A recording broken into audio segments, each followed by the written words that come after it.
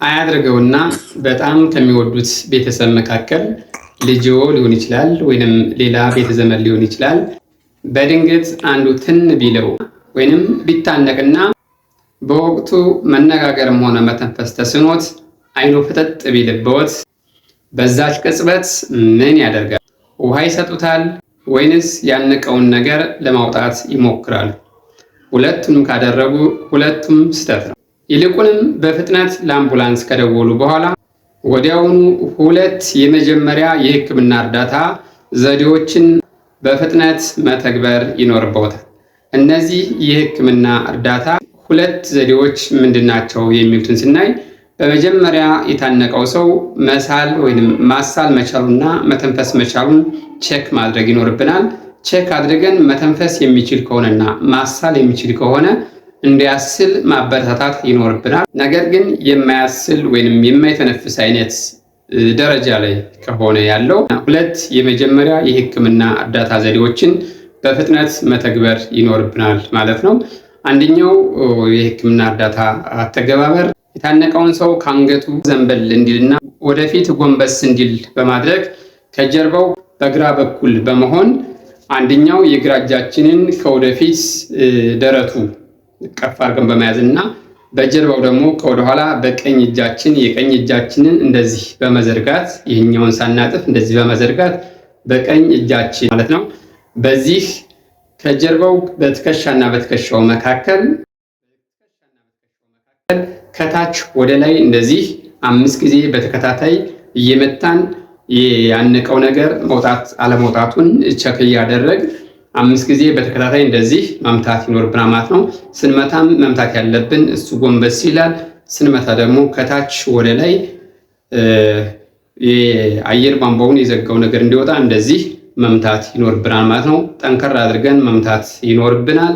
ይህንም በተከታታይ 5 ጊዜ ካደረግን በኋላ በዚህ አይነት ዘዴ ያነቀው ነገር ካልወጣለት ወደ ሁለተኛው አይነት ዘዴ መሄድ ይኖርብናል። ሁለተኛው አይነት ዘዴ ደግሞ ከታነቀው ሰው ጀርባ ሙሉ በሙሉ ከበስተጀርባው በመሆን መጀመሪያ የግራ እጃችንን እንደዚህ እንጨብጥና ከሆዱ ትንሽ ከፍ ብለን ከደረቱ ስር ላይ እናስቀምጣለን። ዜን ይህን የተጨበጠውን እጃችን ደግሞ በዛኛው እጃችን ዙሪያ ጥምጥም እንይዘውና እንደዚህ አድርገን እናቅፍና እንደዚህ ችኛዋ ትታያችኋለች። የዚች ከወደ ውስጥ ትሆናለች። ከዚህ ከውስጥ ወደ ላይ መግፋት ይኖርብናል ማለት ነው። ከውስጥ ወደ ላይ በመግፋት ሳምባው ላይ ፕሬዠር እንዲፈጠር በማድረግ የተዘጋውን የአየር መውጫ በፕሬዠር እንዲከፈትና ያ የዘጋው ነገር እንዲወጣ ማድረግ ይቻላል ማለት ነው። ይሄ አብዶሚናል ትረስት የምንለው ነው። መጀመሪያ ያሳየኋችሁ ደግሞ ባክ ብሎ የሚባል ማለት ነው። ስለዚህ ደረት በመምታትና ከሆዱ ትንሽ ከፍ ብለንና ከደረቱ ስር እንደዚህ ጨብጠን በመያዝ ከውስጥ ወደ ላይ በመግፋት 5 ጊዜ በመግፋት ያነቀው ነገር እንዲወጣ ማድረግ ይቻላል ማለት ነው።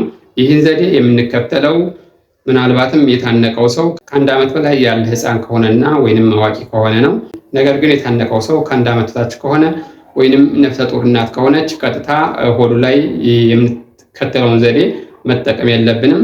ይልቁንም መጠቀም ያለብን ነፍሰ ጡር ከሆነች ከመሃል ደረት ላይ ነው ማድረግ ያለብን እንጂ ቀጥታ ሆድ ላይ ያንን ዘዴ መጠቀም የለብንም። ደረት ላይ በማድረግ ያንን መጠቀም እንችላለን።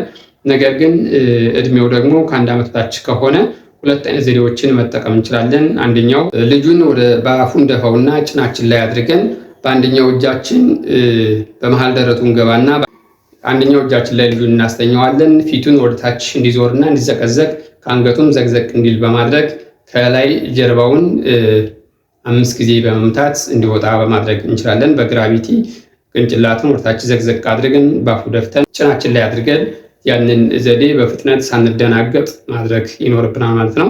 ነገር ግን በዚህ ዘዴ ደግሞ የማይወጣ ከሆነ ሁለተኛውን ዘዴ ማጠቀም ይኖርብናል። የሁለተኛው ዘዴ ደግሞ ቅንጭላቱን ወደ ላይ በማቀናት በጣታችን ከደረቱ መካከል ላይ በጣታችን 5 ጊዜ እንደዚህ በሁለት ጣት 5 ጊዜ በመጫን እንዲወጣ ማድረግ ይቻላል ማለት ነው። ነገር ግን እነዚህን ዘዴዎች ተጠቅመን ምንም አይነት ለውጥ ካላመጣና መተንፈስ የማይችል አይነት ደረጃ ከደረሰ ሲፒአር የሚባለውን ፕሮሲጀር መቀጠል ይኖርብናል። ሲፒአር የሚባለውን ፕሮሲጀር ደግሞ በቀጣይ በሌላ ቪዲዮ አሳያችኋለሁ። ለዛሬው ያዘጋጀሁላችሁ ይህን ይመስላል። በቀጣይ በሌላ ቪዲዮ እስከምንገናኝ ቸር ተመኘን።